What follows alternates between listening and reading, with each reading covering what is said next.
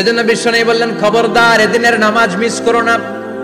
মান তারাকা সালাসা জুমাইন তাহাউনান, গাফলতি করে টানা 3টা জুমা যে ব্যক্তি মিস করলো, তাবা আল্লাহু ফি কলবিহি, রব্বুল আলামিন ওই লোকটার অন্তরের মধ্যে মোহর মেরে দেয়। ওয়া কুতিবা ফি জুমরাতিল মুনাফিকিন, মুনাফিকদের খাতায় তার নাম তুলে দেয়। 3টা জুমা যদি কেউ মিস করে, 2টা পানিশমেন্ট। এক হচ্ছে তাবা আল্লাহু ফি কলবি, আল্লাহ অন্তরে মোহর মেরে দেয়। ভালো কথা ভাল লাগে না, নামাজ ভাল লাগে না, আজান ভাল লাগে না, ইসলাম ভাল লাগে না, শুধু মौज মাস্তি ভাল লাগে, গান বাজনা ভাল লাগে, এরকম আছে না নাই? জুমার নামাজে যায় না। আরেকটা হলো কুতিবা মিনাল মুনাফিকিন, মুনাফিকদের খাতায় নাম তুলে দেয়। আল্লাহ হেফাজত করো। আরো জোরে পড়েন আমিন। আমিন। জুমার দিন আগে আগে মসজিদে আসবেন ইনশাআল্লাহ। সবাই রাজি? ইনশাআল্লাহ। আসেন, আল্লাহ জুমার ব্যাপারে কি ওয়াজ আমাদেরকে করলেন আমরা শুনি। শুনতে রাজি? আল্লাহ বললেন, ইয়া আইয়ুহাল্লাযীনা আমানু ইযা নুদিয়া লিস-সালাতি মিন ইয়াউমিল জুমআতি ফাসআউ ইলা যিকরিল্লাহি ওয়া যারুল বাই', যালিকুম খায়রুল লাকুম ইন কুনতুম তা'লামুন। পড়েন না আল্লাহু আকবার। আল্লাহ বললেন, ও আমার মুমিন বান্দারা শোনো শোনো। আপনাদেরকে অ্যাড্রেস করে আল্লাহ বলছেন, ও আমার মুমিন বান্দারা শোনো, ইযা নুদিয়া লিস-সালাতি মিন ইয়াউমিল জুমআ, জুমার নামাজের আযান যখন দেয়া হয়, ফাসআউ ইলা যিকরিল্লাহ, আল্লাহর স্মরণে তোমরা ধাবিত হও। ওয়া যারুল বাই', কেনাবেচা বন্ধ করে দাও। যালিকুম খায়রুল লাকুম ইন কুনতুম তা'লামুন, এটাই তোমাদের জন্য কল্যাণ যদি তোমরা বুঝতে পারো। জুমার নামাজের আযান যখন হয়, ফাসআউ ইলা যিকরিল্লাহ, আল্লাহর স্মরণে তোমরা বের হয়ে যাও। আল্লাহু আকবার। ফাসআউ ইলা যিকরিল্লাহ ইযা নুদিয়া লিস-সালামি ইয়াউমিল জুমআ, জুমার নামাজের আযান যখন দেয়া হয় বের হয়ে যাও, তখন কোনো কাজ রাখা যাবে না। এই আযান দ্বারা উদ্দেশ্য হচ্ছে খতিব সাহেব খুতবা দেওয়ার জন্য মিম্বারে বসলে যে আযানটা দেয়া হয়, এই আযান। কথা বুঝতে পেরেছেন?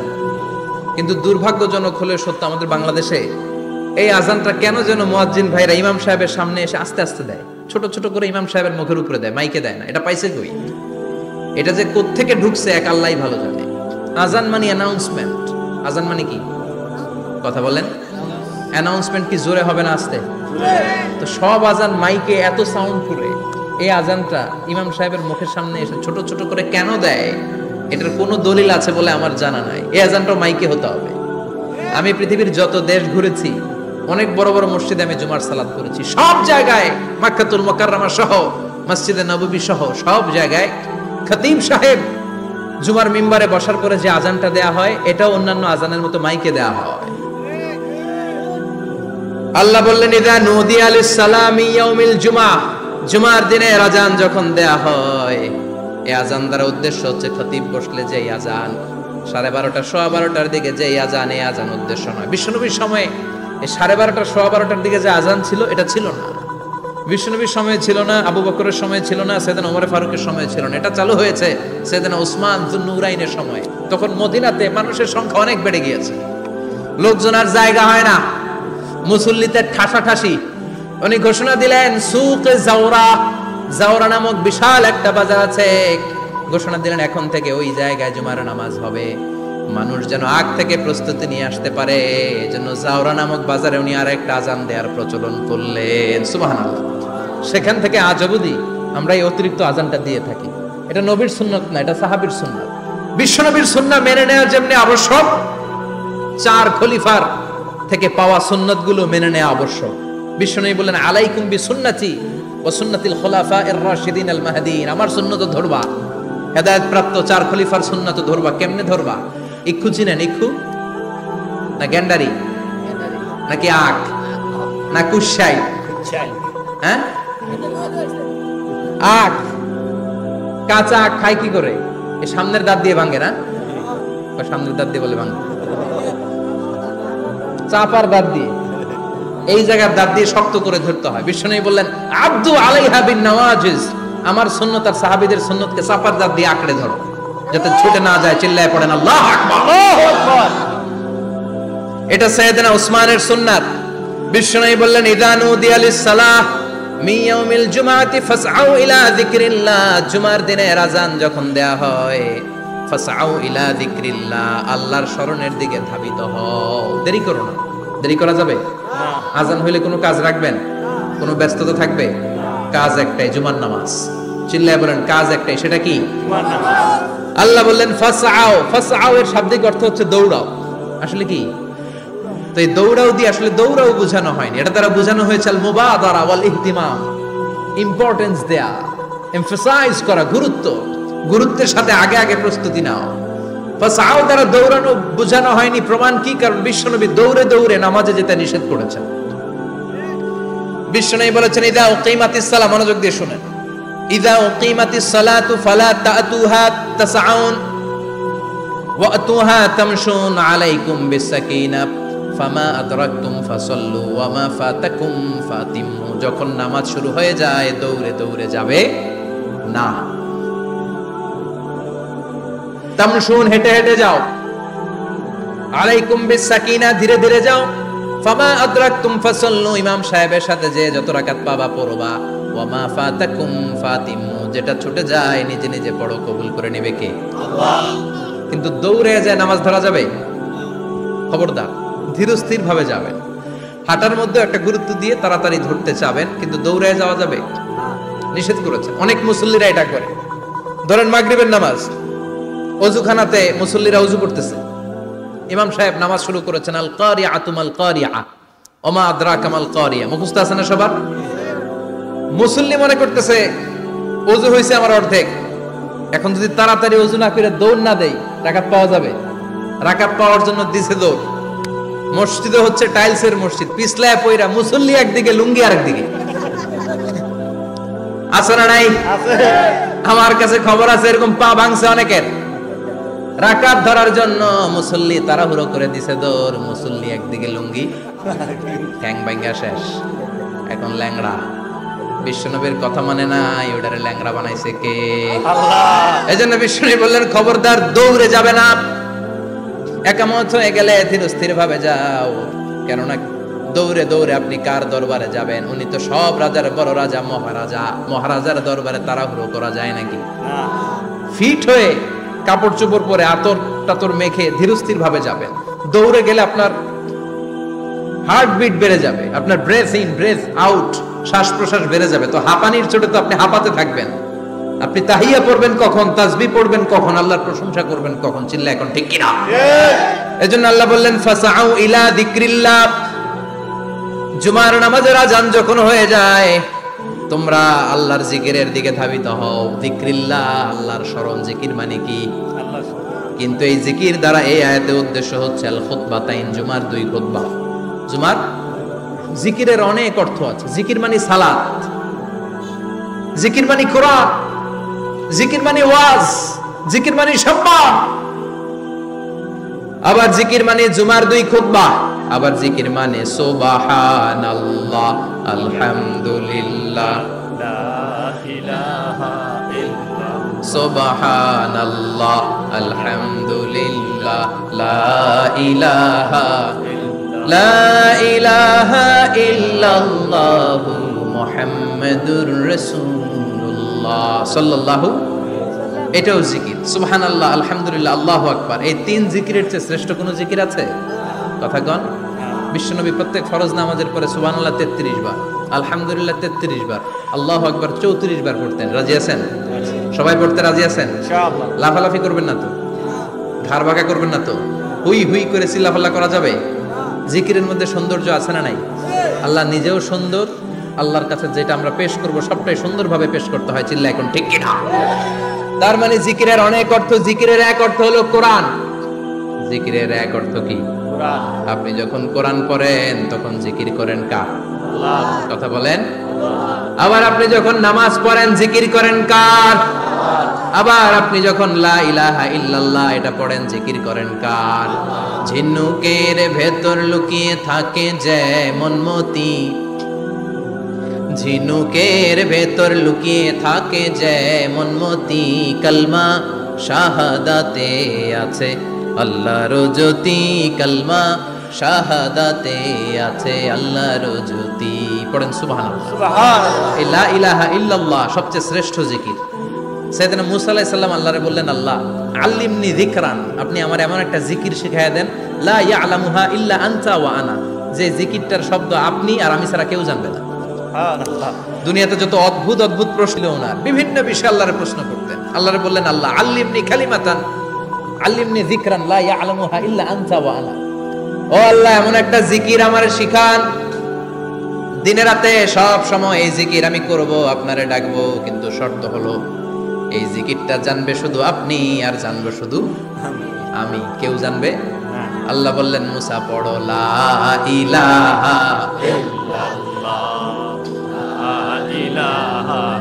লা ইলাহা ইল্লাল্লাহু মুহাম্মাদুর রাসূলুল্লাহ সাল্লাল্লাহু। আল্লাহ বললেন, মুসা পড়ো লা ইলাহা ইল্লাল্লাহ।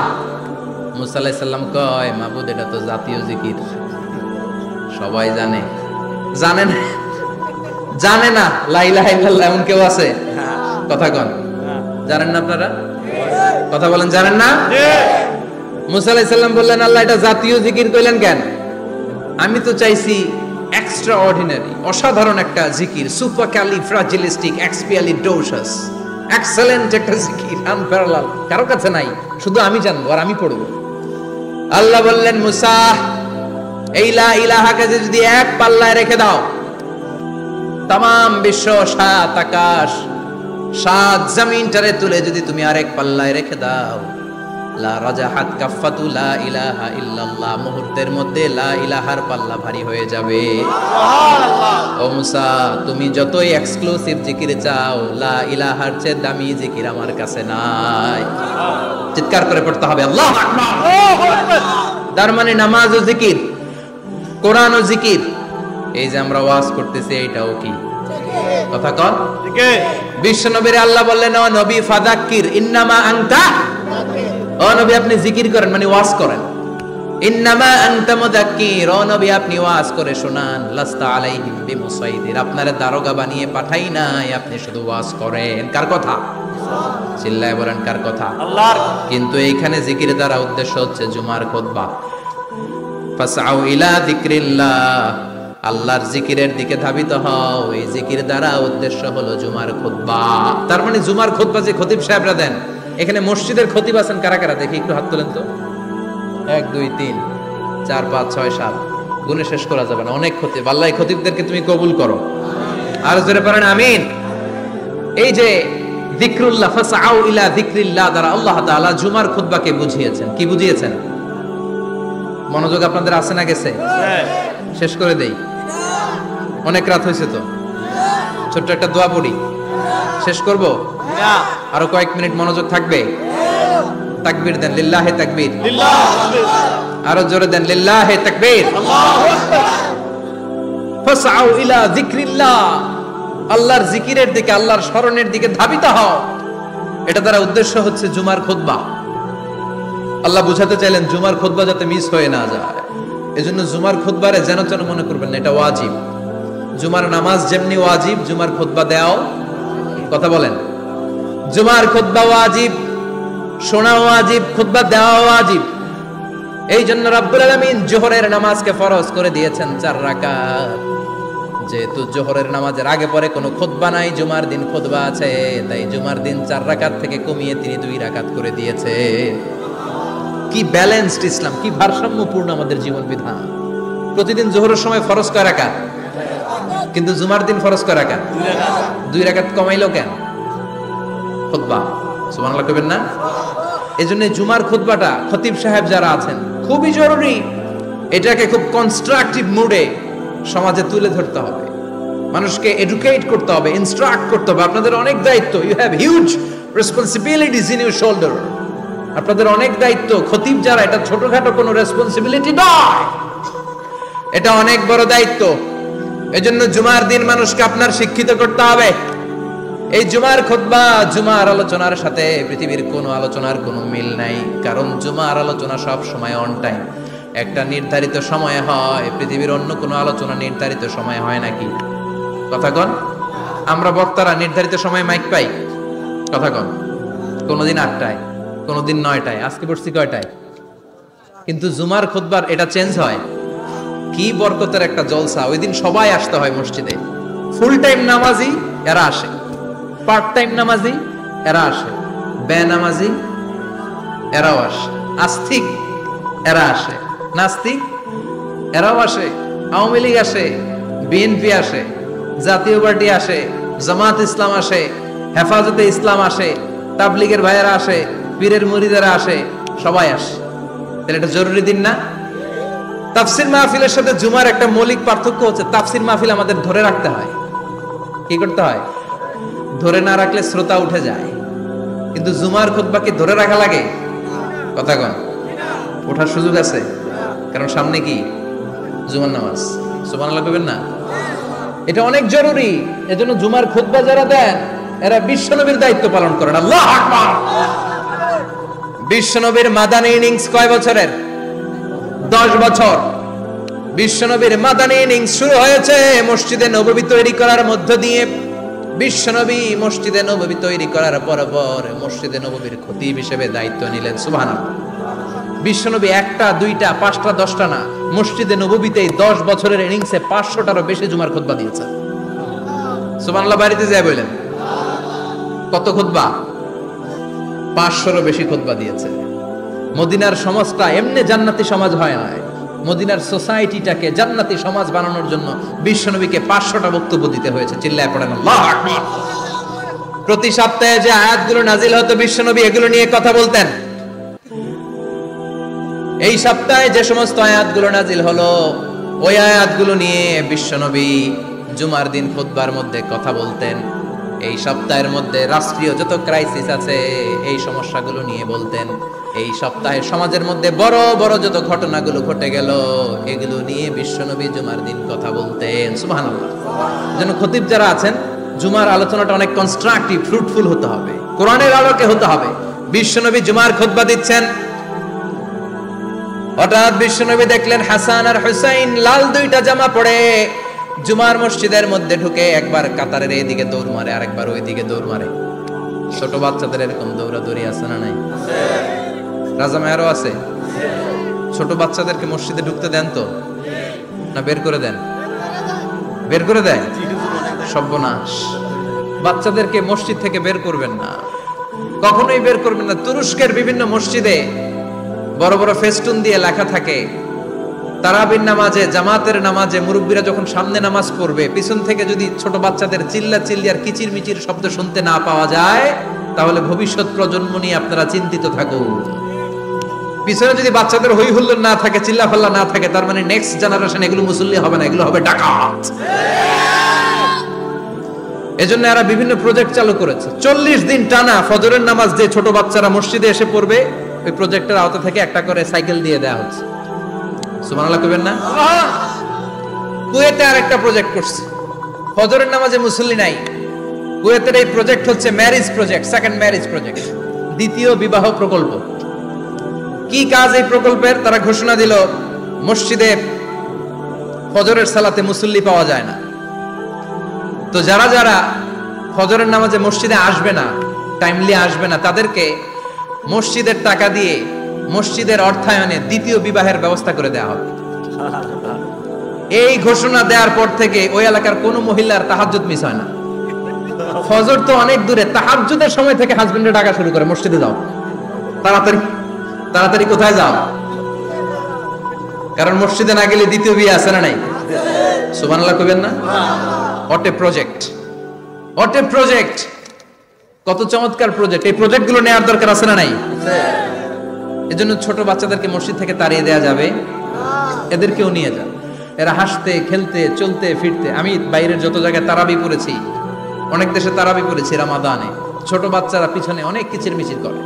হঠাৎ অ্যানাউন্সমেন্ট দেয় বাবা মারা ছেলে মেয়েদেরকে শান্ত করেন, কিছুক্ষণ শান্ত, 2 রাকাত পরে আবার চিল্লাচিল্লি আছে না নাই?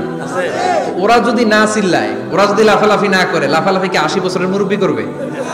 কথা কয় না। মুরব্বী লাফালাফি করলে এটা মানাবে? ছোট বাচ্চারা লাফালাফি করবে, একজন আরেকজনের কামড় দিবে, কাচের গ্লাস ভাঙবে, এটাই পৃথিবীর সৌন্দর্য। চিল্লায় বলেন ঠিক কিনা? বিশ্বনবী একবার আসরের নামাজের সেজদা লম্বা করে দিলেন। সাহাবারা বললেন নবী নামাজের পরে ধরলেন, অসুস্থ হয়ে গেলেন নাকি? অথবা কোরআনের আয়াত সেজদা অবস্থায় নাজিল হয়ে গেল নাকি? আসরের সেজদা তো এত লম্বা করতে কখনো দেখি নাই রে নবী। বিষ্ণুই বললেন না, অসুস্থ হই নাই, কোরআনের আয়াত নাজিল হয় নাই। আমি যখন সেজদায় লুটিয়ে পড়েছি, আমার কলিজার টুকরা নাতি হাসান আমার কাঁধের উপরে চেপে বসেছে। আমি যদি সেজদা থেকে মাথা উঠাই হাসানের কষ্ট হয়ে যাবে, তাই আসরের একটা সেজদা আমি ইচ্ছা করেই লম্বা করে দিয়েছি। কি নবী ছিল, কি মায়া ছিল নাতিদের সাথে। হাসান হুসাইন বিশ্বনবী, যে নবী হচ্ছে সব নবীদেরও সর্দার, ওই নবীরে ঘোড়া বানায়, বিশ্বনবীর বাবরি চুল ছিল তো ওই চুল ধরে এরকম ঘোড়া ঘোড়া খেলতো। বিশ্বনবীর কাঁধে বসে বিশ্বনবীর বাবরি চুল টেনে টেনে কয় এটা আমার ঘোড়া। হাসান হুসাইনের গায়ের এমন কোন জায়গা নাই যে জায়গায় বিশ্বনবী চুমা দেয় নাই। আর বলতেন রাইহানা চাইনি ফিদ দুনিয়া, হাসান আর হুসাইন হলো আমার দুনিয়ার সুগন্ধি। সুবহানাল্লাহ। সাইয়্যিদা শাবাবি আহলিল জান্নাহ, জান্নাতীরা আপনারা যারা জান্নাতে যাবেন, আপনাদের সামনে দুইটা পতাকা থাকবে, একটা থাকবে হাসানের হাতে আর একটা হুসাইনের হাতে।